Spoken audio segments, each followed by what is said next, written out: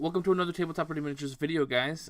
Tonight I want to talk about the new releases for Fantasy Flight, which I am incredibly excited about. I'm always excited for new miniatures, especially with a range that's just come out, a game system that's just come out. You know what I'm saying? Every time there's a new announcement, it's exciting because you get to think, oh, how is this going to work on the table? You know what I'm saying? The beautiful models, excited to play with them. So, anyway. Fantasy Flight has announced two new products. There are two new support units. Each army has only one support unit selection right now. The Rebels have the ATRT, and the Imperials have the their speeder bikes.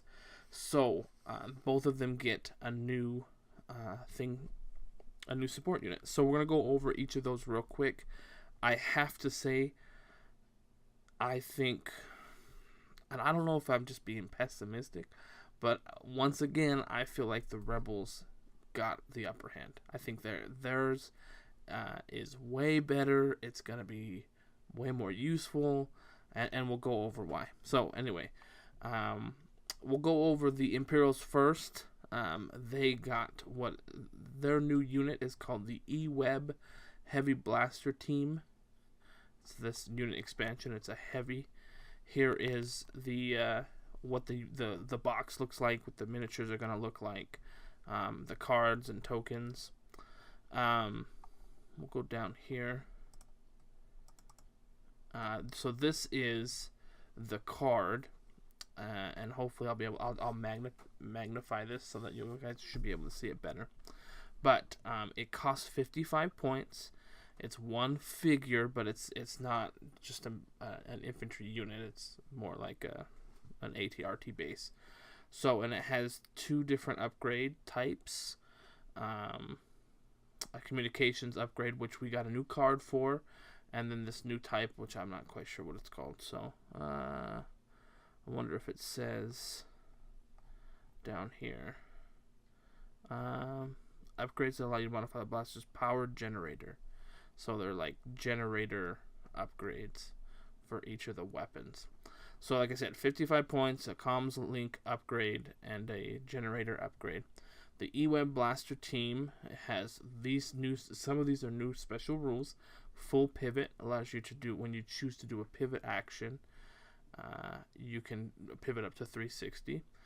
Plotting, which is a new thing. During your activation, you can perform only one standard move, which means this is one of the few units that you can only move once in a movement phase.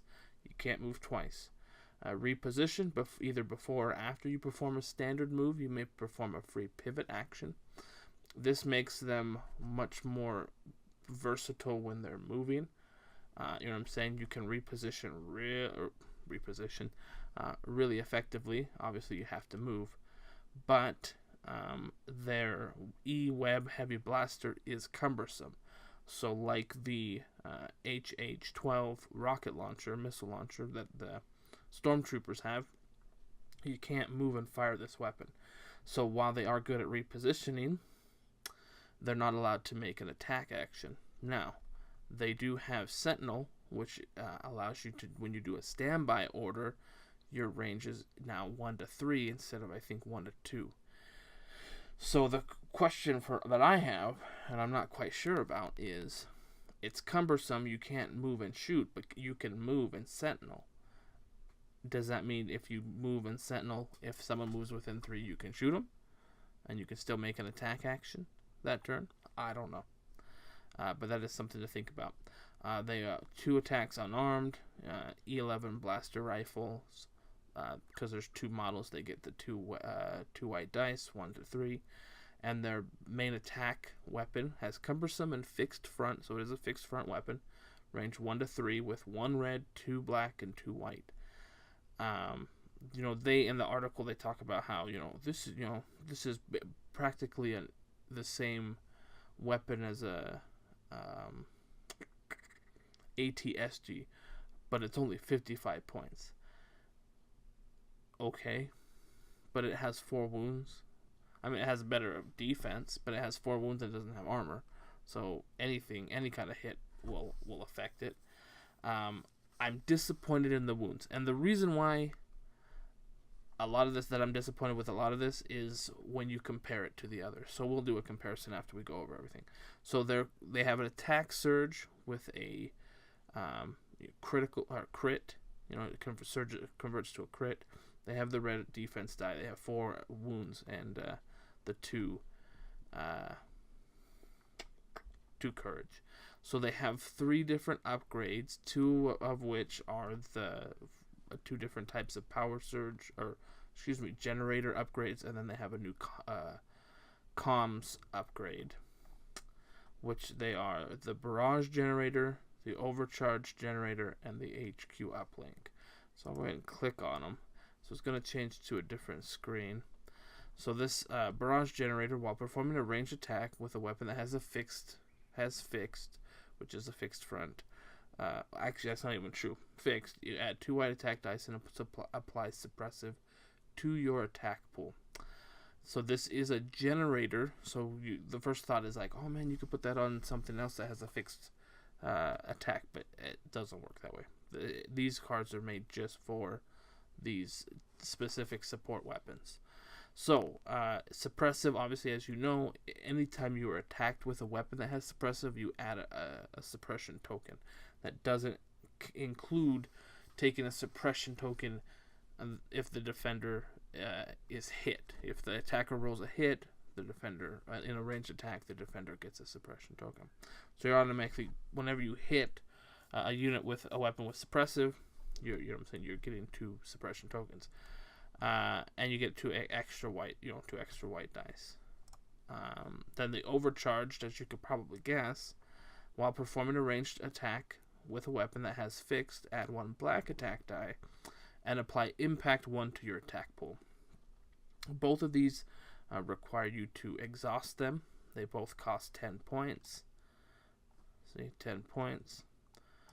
And then last but not least is a new comms. And this is exciting because you could put this on anything that has comms. ATRTs, ATSTs. You could put this on a speeder bike.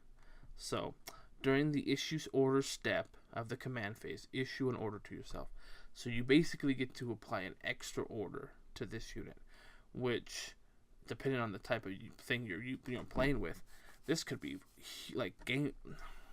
This could be very valuable, especially if you're trying to win, the activation phase, battle. If you're trying to go first, you're not going to get as many. Usually, you're going to play with fewer pips on your card. You're not going to get to issue orders to as many units.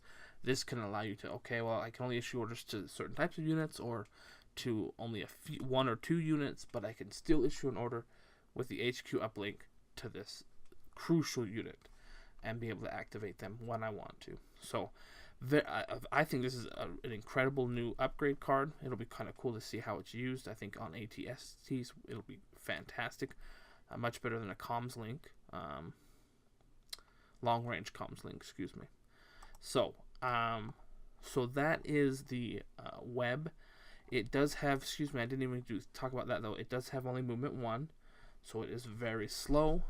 And with the nice thing is with the reposition, now you're a lot more maneuverable, as opposed to trying to figure out and fiddling with a range 1 or a movement 1 stick. You know what I'm saying? You can just say, nope, I want to face this way, and then I'm just gonna move. Or you can move and then say, nope, I actually want to face however I need to. So that's kind of nice.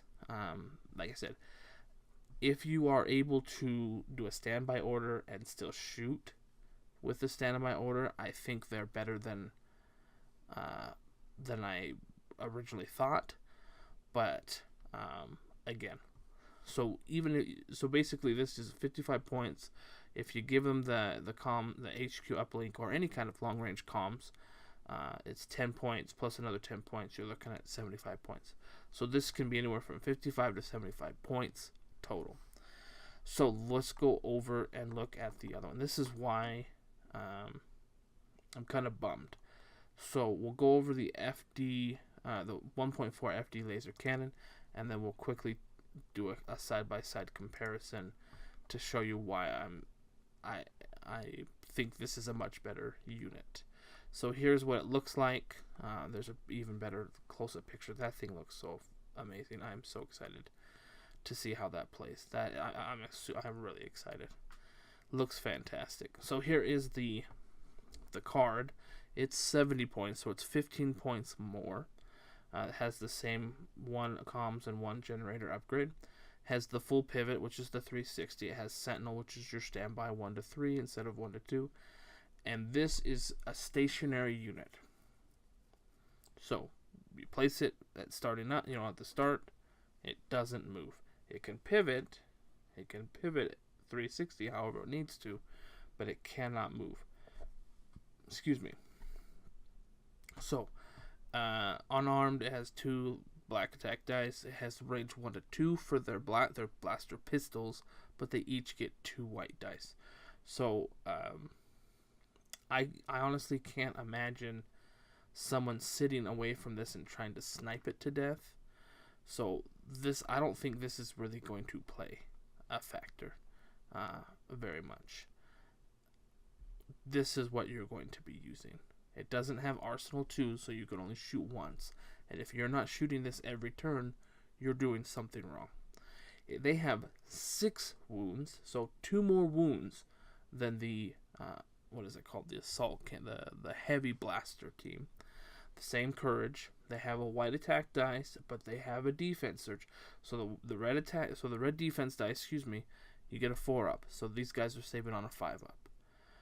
And then they have a hit, the hit surge or the attack surge, which goes to a hit. Their weapon though has impact too. So, and this is kind of why I think it's so much better. So again, if you look at, you have the suppress. So this already has impact. So if you're not putting the barrage generator or whatever upgrade on this thing, I don't know why you wouldn't. Because if you put barrage, now this thing has impact too, and it has a suppression. So you can deal with either one, which is ridiculous. And you get an extra 2 white dice to attack. And it's range 1 to 4, not 1 to 3. So this thing, granted, you can't move it. As long as you're the thing is you get to, if you choose which side you're going to be on, you look for something that has a good open lane, or you put it on top of terrain, plop it on top of some kind of terrain, and now it has range of the whole field. I don't know. I feel like this is such a better card because you can either give it an additional impact, which obviously either one of those cards, those upgrade cards, you have to exhaust, but you're still getting automatically impact 2 with 5 black dice. So black dice I think are 50-50 or something like that. So you're automatically, in my opinion, I'd rather have 5 black dice than 1 red, 2 black, and 2 white any day. And this has range 4. So again, you have 2 extra wounds. You obviously have a slightly worse save. You don't convert to crits. You convert to hits for your hits, or your attack surges. 5 black dice with range 1 to 4. So like I said, for me, you put the suppressive upgrade, the barrage upgrade on him. Now he's 80 points. I wouldn't really worry about the comms link. I mean, you can if you want. But for 80 points, you have just a tower that's going to just look around the board and just shoot at anything and everything. It doesn't matter if you're infantry. It doesn't matter if you're armor. You know what I'm saying? With impact 2, you're going to deal quite a bit of problems. You're going to cause quite a bit of problems with whatever you're attacking. So like I said, personally, I think for 15 more points you get 2 extra wounds. You get a better weapon with longer range. You get you still have an attack surge conversion. You know what I'm saying? The only thing, so the downsides are you have a slightly worse, I say, a 5-up instead of a 4-up, a worse save, and you're stationary. You get twice as many shots if someone comes within range 1 to 2. So in my opinion, I think the Rebels won. It'll be definitely interesting to see, you know what I'm saying, how it goes, because obviously terrain can play a big factor. You know what I'm saying? But they talk, oh, you know, you can try to flank these guys. You can't flank them. They have full pivot. So you move around, you take a shot, they pivot however they want, and they shoot you. So, yeah. I think the laser cannon is definitely the winner. I think for 15 points, I mean, I guess, yeah, it's for 15 points more, but easily outweighs, you know what I'm saying? The benefits to this easily outweigh the additional 15 points. I'm excited to see them both. I think it'll be fun. I think it'll be obviously be much harder for the web cannon, because they're slow. They've only got 4 wounds. Think about it. You know, that's the other thing, is like they only have 4 wounds. It's so it's not that hard to strip off 4 wounds. Especially, you know, yeah, they have the red attack die, but you know what I'm saying, you can easily do 3, you know what I'm saying, 3 or 4 wounds depending on what you're shooting them with. And to lose, you know, something like that, a weapons team like that, I think it's going to be difficult. They're not maneuverable, so it's not like they can just, you know, run and get behind cover as quickly as humanly possible. So it'll be interesting to see how they play. These guys, obviously, you want to put them in cover, with in cover or near cover, with, you know what I'm saying, a good vision, good line of sight to as many angles and corners of the table as you can.